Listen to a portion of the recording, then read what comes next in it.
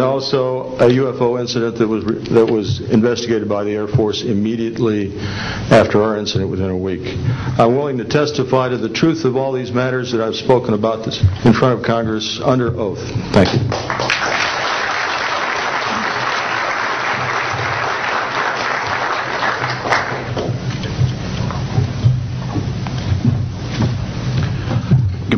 My name is Dwayne Arneson.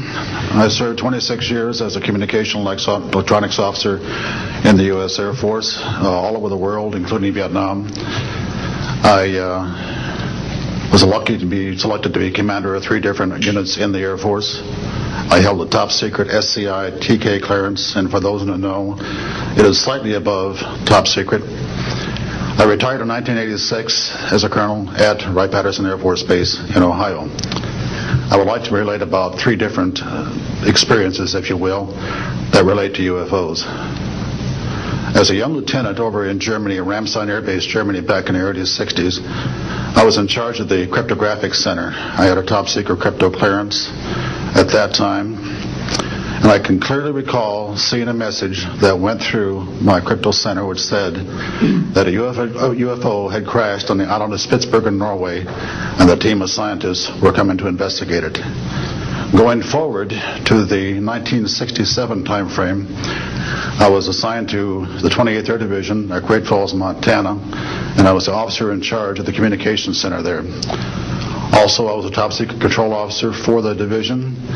I had a crypto account. I was an account custodian, and I also passed out nuclear launch authenticators. During that time, I can recall seeing a message come through that communication center which said, basically what Bob just got through talking about, is that a UFO was seen near the missile silos and the missiles were deactivated.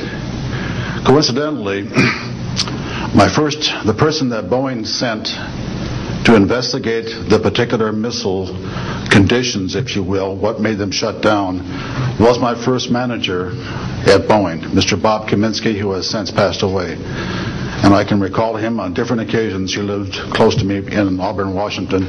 That's where I'm from. And he said, Arnie, he says, those missiles were perfectly clean. That was the result. So the last incident concerned when I was as a commander of the unit in Great Falls, or in Caswell Air Force Station, Maine, I had contacts with the security police at Loring Air Force Base, and they told about UFOs that were seen near the nuclear weapon storage areas on Loring Air Force Base. And I'd be glad to testify to Congress that this is absolutely the truth. Thank you.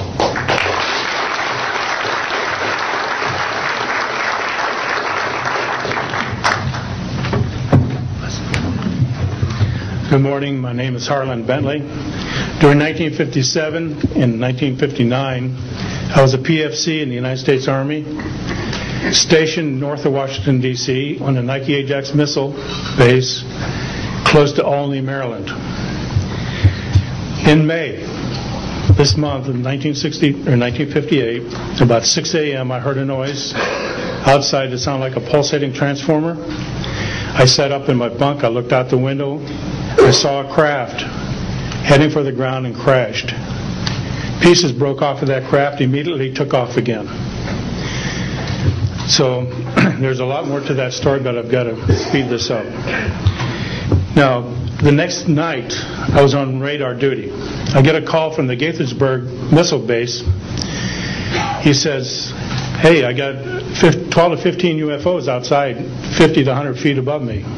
So I asked him, I said, what does it sound like? He took his head mic off, held it out the van window, and said, here.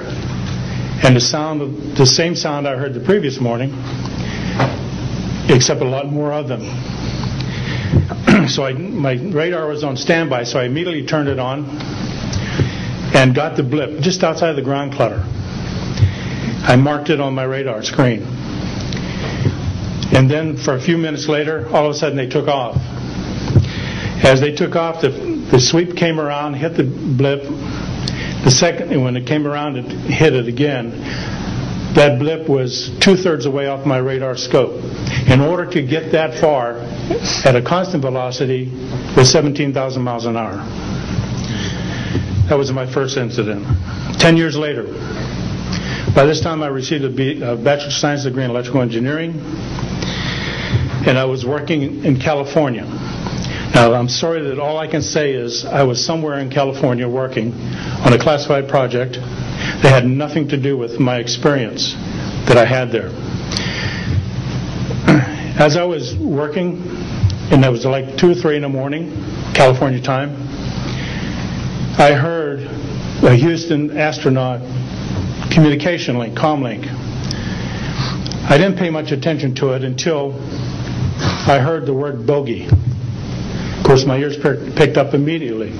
An unidentified flying object of some sort, whether it's a craft, meteorite, or whatever, was on a collision course with that module going to loop around the moon. So basically, I listened for some time, and then I stopped and went back to work. And then I heard, there they go.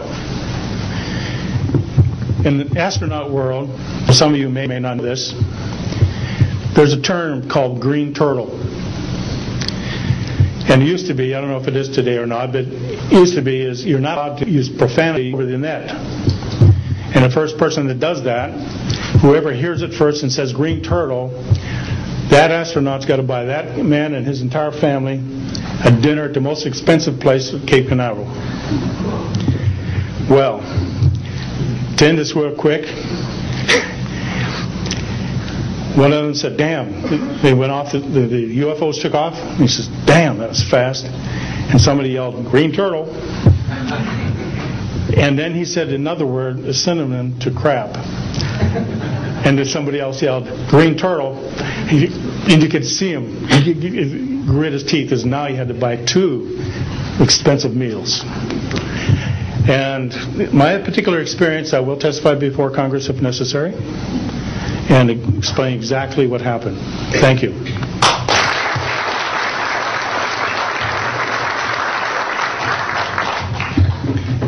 My name is John Maynard. I'm a retired Army. I retired as a Sergeant First Class.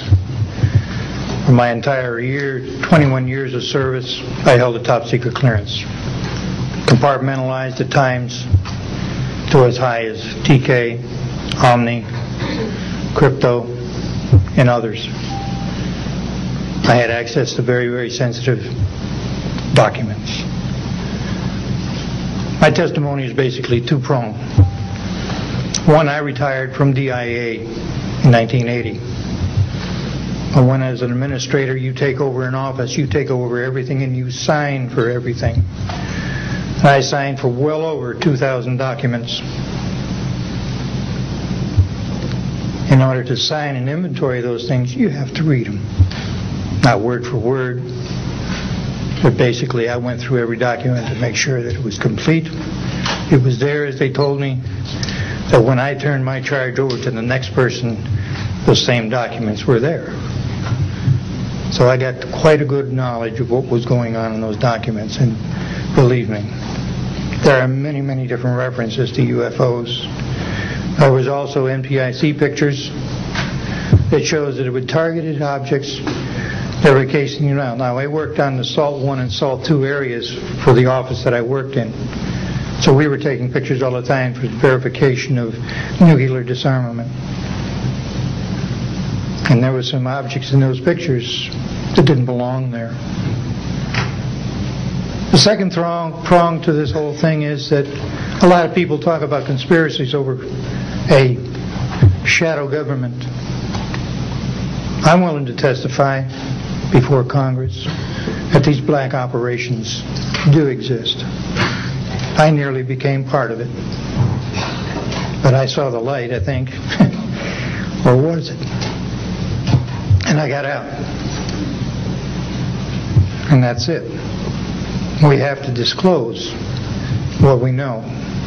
And I am willing to testify before Congress under oath, or before any other organization, that what I witnessed was true.